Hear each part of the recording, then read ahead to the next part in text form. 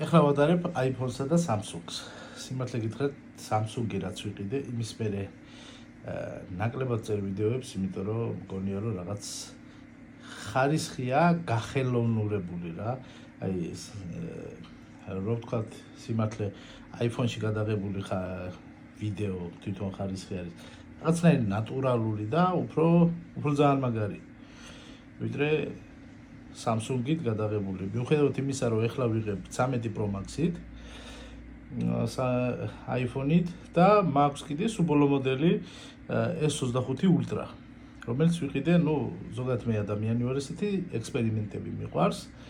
ხო და რა ვიცი, ცოტა ალბათ შევცდი მაგ თემაში, იმიტომ რომ ჩემს საქმიანობასთან დაკავშირებით მნიშვნელოვანი ტელეფონში არის კარგი ვიდეო, ფოტოც არა, კარგი ვიდეო.